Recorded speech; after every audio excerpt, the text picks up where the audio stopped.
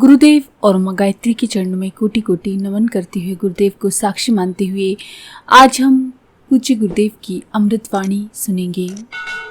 प्रज्ञा योग की साधना, परम पूज्य गुरुदेव की अमृतवाणी। ओम भूर्भुवः स्वाहा तत्सवितुर्वरेण्यं भर्गो देवस्य धीमहि धियो यो नः प्रचोदयात्।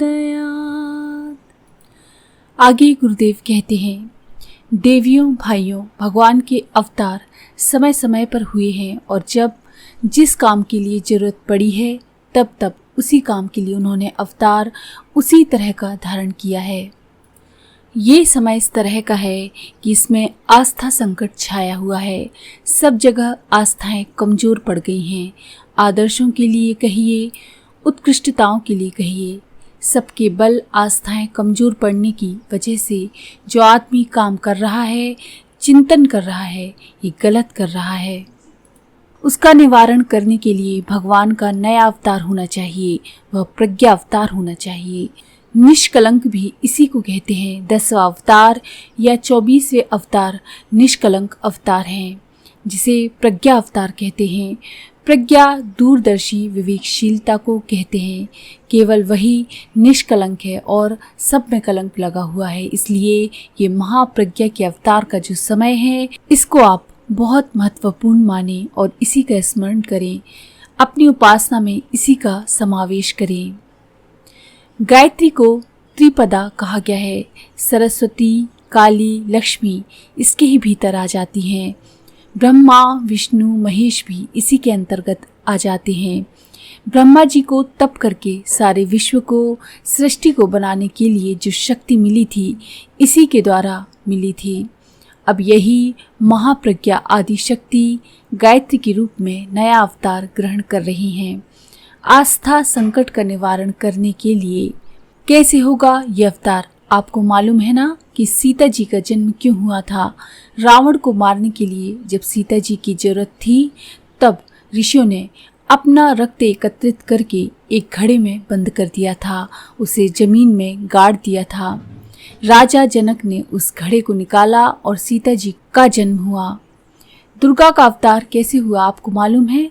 सबके सब देवता इकट्ठे होकर प्रजापति के पास गए और प्रजापति से कहा, अब ये दैत्य हमसे संभलने में नहीं आते, आप ही कोई तरकीब बताइए। उन्होंने कहा, तुम सबकी शक्ति को इकट्ठा करके सभी हम दुर्गा का अवतार करेंगे और वह सारे के सारे दैत्यों का संहार कर देगी।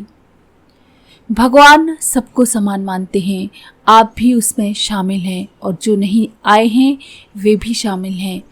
सब मिलकर के एक ऐसी सामूहिक उपासना करेंगे प्रज्ञा की, महाप्रज्ञा की, आदि शक्ति की, जिससे इस समय का जो आस्था संकट है और जिसने सारे के सारे विश्व को अस्त व्यस्त कर रखा है, उसका निवारण किया जा सकना संभव हो सके। कैसे करना चाहिए, क्या करना पड़ेगा इसके लिए? इसका नाम प्रज्ञा योग रखा है हमने, क्योंकि इसमें कई चीज़ें शुमार हैं। इसीलिए प्रज्ञा योग की साधना हम सब लोगों को करनी चाहिए। प्रज्ञा योग क्या है? प्रज्ञा योग में ज्ञान, कर्म और भक्ति की, जिनको आप सरस्वती, लक्ष्मी और काली कहते हैं, ये तीनों शक्तियाँ शामिल हैं। जिन्हें आप ब्रह्मा, विष्णु, महेश कहते हैं, तीनों ही चीज़ों का इसमें समावेश है। यह आपको करना पड़ेगा। कैसे करना पड़ेगा? चलिए आप लोग नोट करते जाइए इनको, या फिर ध्यान में रखिए। छपा हुआ भी है प्रज्ञा योग कैसे करना चाहिए। प्रज्ञा योग का पहला चरण है कि आप चारपाई पर से करें। चारपाई पर पड़े हुए जब सवेरे उठें तो उठने से पहले, जमीन पर पैर रखने से पहले ये विचार करें कि हमारा नया जन्म हुआ है और आज हम नया जन्म ले रहे हैं।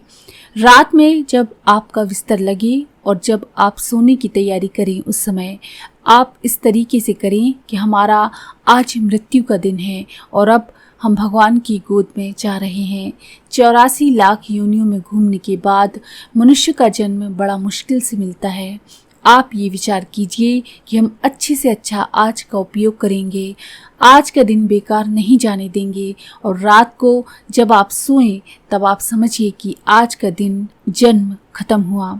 आज की बातों की समीक्षा कीजिए। सवेरे प्रातः काल सारे दिन की स्कीम बनाइए कि आज हमको करना क्या है, और शाम को इसकी समीक्षा कीजिए कि हमने कोई गलती तो नहीं की है, और की है तो उसका सुधार कैसे होना चाहिए और परिमार्जन कैसे होना चाहिए। सुबह और शाम को ये आपका प्रातःकालीन संध्याकालीन क्रम होना चाहिए। इस तरह सायंकालीन संध्या आपकी बिस्तर पर ही होनी चाहिए। बिस्तर के बाद कर्मयोग का नंबर आता है। कैसा कर्मयोग? कर्मयोग का जवाब ये है कि आपको करना क्या है। ये तो केवल विचार हुआ। ज्ञान कहते हैं विचार करने को, और कर्म योग कहते हैं काम करने को।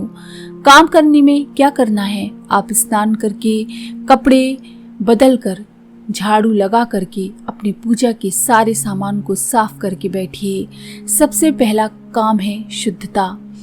अगर आपका मन शुद्ध है, शरीर शुद्ध है, जीवन शुद्ध है, आजीविका शुद्ध है, तो समझना चाहिए कि आपकी उपासना की शुरुआत हुई।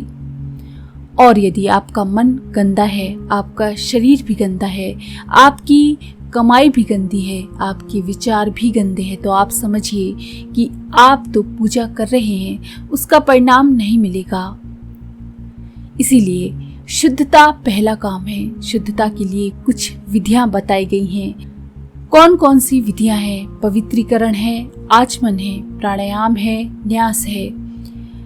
ये आपने हमारी सब पुस्तकों में पढ़े होंगे। इन सब क्रियाओं का मतलब ये होता है कि आप अपने मन को, अपने वचन को, अपनी वाणी को, अपनी क्रियाओं को और अपने इष्ट चिंतन को, इंद्रियों को, सबको पुनीत बना रहे हैं, पवित्र बना रहे हैं। जो मलिनताएं उनके अंदर छाई हुई होंगी उनको हम निकालेंगे। न्यास का अर्थ यही होता है कि हमारी जो इंद्रियां हैं पांचों, इनका उपयोग हम ठीक तरीके से करेंगे, अच्छे काम में करेंगे, गलत या गंदे रूप में नहीं करेंगे। प्राणायाम का अर्थ होता है कि जो सांस हम लेंगे तो हमारी हर सांस इस तरीके से चलेगी कि इसमें कहीं कोई कमी और खामी ना हो। इस तरीके से जो आप सारे शरीर के ऊपर जल छिड़कते हैं, 3 बार आचमन करते हैं, उसका भी अर्थ ये है कि हमारे मन, वचन, कर्म तीनों ही स्वस्थ बनेंगे। इसके लिए सबसे पहले उपासना की आवश्यकता होगी। आज के लिए इतना ही।